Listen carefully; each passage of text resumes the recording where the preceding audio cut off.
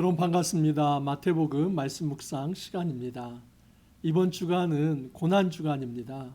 우리가 예수님의 십자가를 깊이 묵상하면서 우리가 어떻게 예수 제자로 살아갈 수 있을지를 묵상하는 한 주가 되기를 간절히 소망합니다. 여러분, 예수 제자로 살아간다는 것은 십자가의 길을 나도 쫓아서 살아가는 것이다 하는 것을 어제 말씀을 드렸습니다. 예수님을 따른다는 것, 그것은 고난을 감수하는 것입니다. 어떤 어려움이 있다 할지라도 내가 예수님을 안다는 것, 이 관계적 알을 부인하지 않는 것, 이것이 진정한 신앙입니다. 우리가 예수님에 대해서 지식적으로 잘 안다는 것, 이것이 믿음이고 신앙이 아니라 내가 지식적으로 아는 것을 입 밖으로 내뱉는 그것이 진정한 신앙 고백이 아니라 정말 그 알미 있다면 예수님과 관계가 맺어진 상태, 그 속에서 그 관계에 걸맞는 책임 있는 삶이 믿음이며 그것이 예수님을 우리가 안다고 말을 하는 것입니다. 여러분, 이제 예수님은 십자가의 길을 향해서 뚜벅뚜벅 걸어가십니다. 근데 그 예수님은 죄가 있는 분이 아니라 무죄한 자입니다.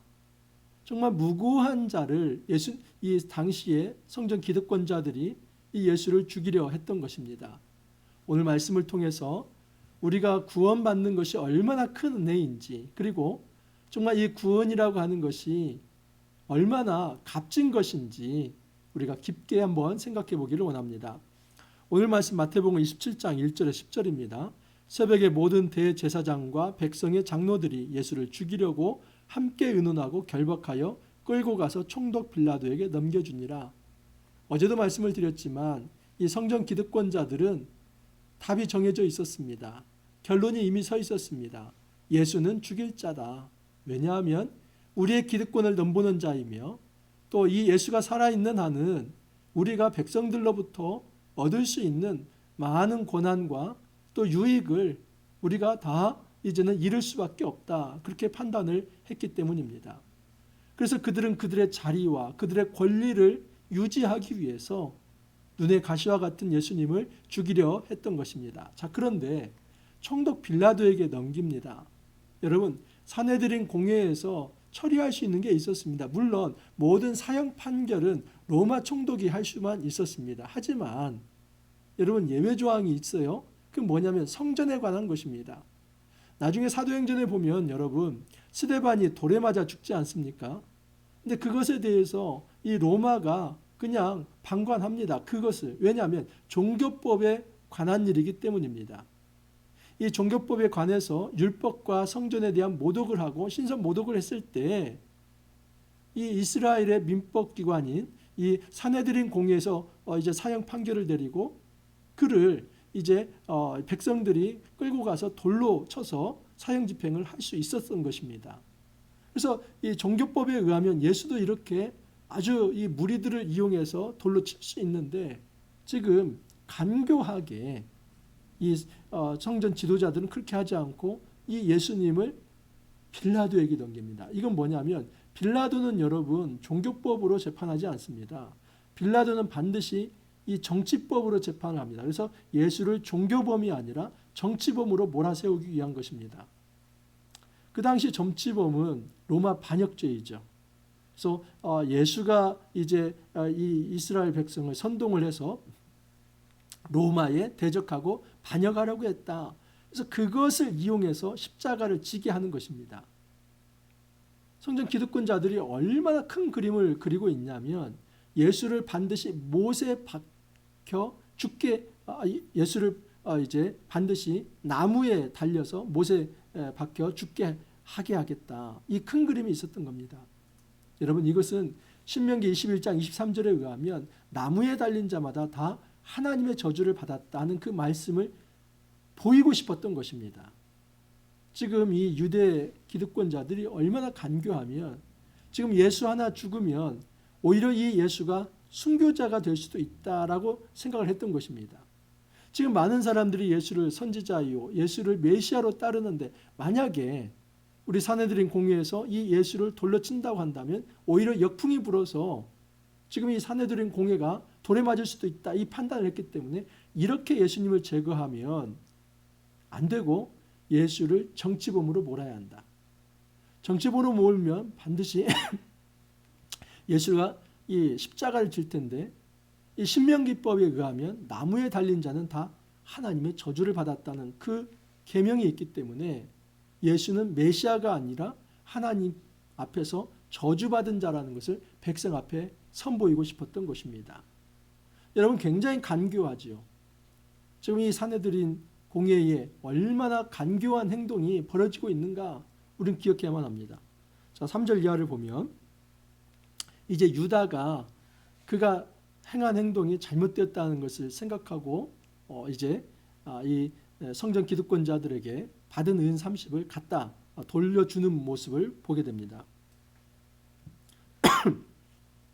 그때 예수를 판 유다가 그의 정죄됨을 보고 스스로 뉘우쳐 그 은 30을 대제사장들과 장로들에게 도로 갖다 주며 이르되 내가 무죄한 피를 팔고 죄를 범하였도다 하니 그들이 이르되 그것이 우리에게 무슨 상관이냐 내가 당하라 하거늘 유다가 은을 성수에 던져 넣고 물러가서 스스로 목매어 죽은지라. 여러분 유다가 은 30을 다시 대제사장과 장로들에게 갖다 주었습니다. 유다가 생각할 때 이건 잘못되었다 생각을 했던 겁니다. 지금 이 은 30은 죄송합니다.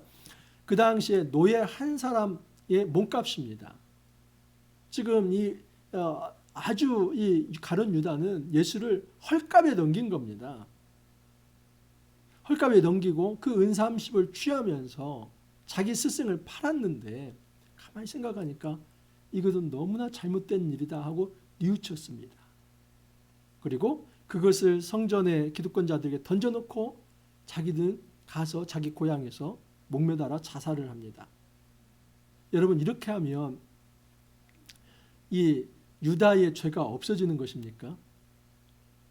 우리가 뉘우침과 회개를 구분을 못할 때가 있습니다. 뉘우친다는 것, 내가 죄가 있다는 것을 안다는 것, 자백한다는 것. 여러분 이것은 회개와 다른 것입니다. 회개는 엄밀히 말하면 유턴입니다. 갔던 길을 잘못됐다 했을 때는 원점으로 다시 돌아오는 겁니다. 원점이 어디입니까? 가룟 유다에게서 그냥 예수님 앞이죠. 근데 가룟 유다는 지금 이 은 30을 던져놓고 자기 길로 간 것입니다. 자기가 목매달아 죽은 것입니다. 물론 이 가룟 유다는 정말 예수님을 팔아넘긴 엄청난 죄를 지은 것입니다. 근데 더 기가 막힌 것은 뭐냐면 그는 회개를 한 게 아니라 뉘우친 겁니다. 여러분 뉘우침은 결코 회개가 아닙니다. 우리는 내가 죄를 뉘우치고 또 내가 잘못했다고 인정을 하고 이걸 회개라고 생각하는데 아니요. 이것은 회개의 시작이지. 회개는 그에 걸맞는 삶의 회개입니다. 그것이 잘못되었다면 거기에서 다시 돌아와야만 합니다. 어디요? 예수님께 돌아와야죠. 왜 그런데 자기 길로 갑니까? 그것은 끝까지 자기 길로 간 것이고 그것을 회개하지 않은 것입니다. 가룟 유다는 이처럼 예수님을 은 30에 팔아 넘깁니다. 자, 그러면 또 하나 더 기가 막힌 것은 무엇이냐면 이 은 30을 이제 성전의 기득권자들이 받지 않았습니까? 그러면 성전에 던져놨기 때문에 이 성전에 이것을 입고시켜야 하는데 그 입고를 못 시키는 겁니다. 왜냐하면 이건 핏값이라고 생각했기 때문에 성전에는 부정한 돈이 들어와서는 안 됩니다. 근데 핏값은 이것은 죽음의 값입니다. 이스라엘 백성이 가장 부정하다, 더럽다 그렇게 생각하는 것은 죽음 시체입니다. 그 시체값으로 지금 은 30인데 그걸 성전에 입고한다면 성전을 더럽힌다 그렇게 생각한 겁니다. 보십시오. 대제사장들이 그 은을 거두며 이르되 이것은 핏값이라 성전에 넣어둠이 옳지 않다 하고 의논한 후 이것으로 토기장이의 밭을 사서 나그네의 묘지를 삼았으니 많이 회의를 한 거죠. 이 돈을 우리가 성전에 입고할 것인가? 네. 그렇게 하면 백성들이 욕하지. 그 시체값으로 그 핏값으로 그것을 성전에 넣으면은 성전이 더러워진다고 원성이 자자할 텐데 그렇게 하면 안 되지 해서 그 값을 가지고 바로 이제 토기장의 밭을 샀다. 그래서 나그네의 묘지가 되었다라고 얘기를 합니다. 근데 여기서 기억해야 할 게 뭐냐면 토기장이의 밭입니다. 이 토기장의 밭은 구약의 문맥에서 놓고 보면 흰놈의 아들의 골짜기입니다. 이게 예레미야서에 나오는데 우선 예레미야서 제가 좀 한번 읽어드립니다. 예레미야 19장 2절을 보면 하시드문 어귀 곁에 있는 흰놈의 아들의 골짜기로 가서 거기에서 내가 내게 이름 말을 선포하여 4절입니다. 이는 그들이 나를 버리고 이곳을 불결하게 하며 이곳에서 자기와 자기 조상들과 유다 왕들이 알지 못하던 다른 신들에게 분향하며 무죄한 자의 피로 이곳에 채웠으며 이 흰놈의 아들의 골짜기는 예루살렘 성문 근처입니다. 그런데 이곳에서 어떤 일이 있었냐면 여러분 심지어 몰렉에게 제사를 하는데 사람을 불태워서 드리는 게 몰렉 제사입니다. 그런 이방의 어떤 우상 숭배 아주 정말 하나님께서 가장 가증하게 여기는 그런 어떤 이방 제사가 있던 곳, 그 흰놈의 아들의 골짜기, 특히 도벳 지역에서 이런 일이 있었습니다. 그래서 하나님은 선언을 하시는 겁니다. 이곳을 내가 완전히 심판하겠다. 왜냐하면 너희들이 이 흰놈의 아들의 골짜기를 너희들이 무죄한 피를 흘리게 해서 부정하게 했기 때문이다 라고 얘기합니다. 자, 그러면 이게 토기장이와 어떻게 연결되냐면 스가랴 11장 12절 13절을 보면 이런 말씀이 있습니다. 내가 그들에게 이르되 너희가 좋게 여기거든 내 품삯을 내게 주고 그렇지 아니하거든 그만두라. 그들이 은 30개를 달아서 내 품삯을 삼은지라. 여호와께서 내게 이르시되 그들이 나를 헤아린 바 그 싹을 토기장에게 던지라 하시기로 내가 곧 은 30개를 여호와의 전에서 토기장에 던지고. 여러분 그 당시에 노예 한 사람의 어떤 평균 값이 은 30입니다. 그러니까 여기도 지금 은 30, 이 한 사람 이 선지자에 대한 이 목숨값을 지금 은 30에 달아 준다고 얘기합니다. 그런데 그것을 어디에다 던지냐면 토기자기에게 던졌다라고 얘기합니다. 여러분 이 예언자, 이 선지자는 그 하찮은 금액의 은을 토기장이 곧 이 성전 지역의 어떤 이 귀금속을 만드는 그 토기장이가 이제 그런 어떤 귀금속도 만들고 어떤 이제 그릇도 만드는데 그곳에 던졌다 하는 것이 바로 스가랴 지금 11장 12절 13절 말씀입니다. 다시 말해서 이 은 30을 이제 토기장이의 어떤 밭을 산다 하는 이 말씀, 이것이 마태복음 지금 27장 6절 말씀과 연결된다 하는 것을 알 수 있습니다. 그렇기 때문에 예수님의 이 죽음은 마지막까지 성경의 예언을 이루는 죽음이다 하는 것을 알 수 있습니다. 당시에 많은 반역자들, 정말 하나님의 뜻을 거부하는 자들은 오히려 선지자를 은 30에 팔아넘기고 그리고 무지한 피를 흘리는 그 흰놈의 골짜기를 그냥 완전히 이방 제사와 우상 숭배와 그리고 타락한 어떤 무고한 피를 흘리는 그 부정의 자리로, 불결의 자리로 만들었는데 지금 결국 이 대제사장이 가룟 유다에게 받은 그 은 30을 다시 받아서 그곳에서 이제 토기장의 밭을 샀다 하는 것은 구약의 그 더러운 밭을, 그 어떤 전통을 지금 이 성전 기득권자들이 그대로 이어받아서 그 나쁜 짓, 이 무지한 피를 흘리는 일을 그들이 했다 하는 것입니다. 여러분 가룟 유다도 죽을 때에 내가 무지한 피를 팔고 죄를 범하였다 이렇게 얘기합니다. 그리고 대제사장도 말을 합니다. 그 은을 거두며 이르되 이것은 피값이라. 여러분 성경이 증언하려고 하는 게 무엇입니까? 예수님의 이 십자가의 죽음은 무고한 죽음이다. 무죄한 죽음이다. 예수님은 이 무지한 피를 흘렸다. 그가 죄가 있어서 피를 흘린 것이 아니라 그것은 극악무도한 신선모독적인 그 당시에 이 유대인들이 예수님을 반역하고 예수님을 왕으로 인정하지 않고 불의하게 예수님의 목숨을 앗아갔다. 그렇기 때문에 이것이 바로 은 30, 그것으로 이제 토기장의 밭을 샀다는 것은 구약의 이 불의한 전통, 무지한 피를 흘리는 이 일이 지금 예수님에게 있어서 절정을 이루었다. 구약의 성경을 바로 예수님께서 그 십자가에서 이루셨다 하는 것을 보여주는 것입니다. 그러므로 오늘날까지 그 밭을 피밭이라 일컫느니라. 이에 선지자 예레미야를 통하여 하신 말씀이 이루어졌나니 일러스되 그들이 그 가격 매겨진 자 곧 이스라엘 자손 중에서 가격 매긴 자의 가격 곧 은 30을 가지고 토기장의 밭으로 주었으니 이는 주께서 내게 명하신 바와 같으니라 하였더라. 여러분, 예수님의 이 십자가의 죽음은 구약 성경을 이룹니다. 그의 모든 죽음 하나하나가 의미가 있습니다. 가룟 유다는 회개한 것이 아니라 단순 뉘우침으로 결국 자기의 길을 갔습니다. 그리고 은 30을 이제 그 성전에 다시 던져놨습니다. 성전 기득권자들은 이 더러운 돈을 우리가 성전에 입고할 수 없다. 근데 정작 그들이 산 밭이 어디입니까? 토기장의 밭입니다. 근데 이 토기장의 밭은 예레미야서와 스가랴에 의하면 흰놈의 아들의 골짜기인데 그 흰놈의 아들의 골짜기는 하나님 앞에서 패역한 삶, 몰렉에게 자기 자녀를 불에 태워서 드리는 정말 극악무도한 음란의 이 영적인 육적인 음란이 벌어진 현장이 바로 흰놈의 아들의 골짜기 그리고 도벳 그곳입니다. 이 성전의 지도자들이 은 30을 가지고 다시 그 구약의 부정한 일을 지금 가져오는 것이고 예수님은 그 부정한 사람들에 의해서 무죄한 피를 흘렸다는 것을 보여주는 것입니다. 우리가 십자가를 믿고 따라도 되는 이유는 예수님은 자기 죄 때문에 죽지 않으셨기 때문입니다.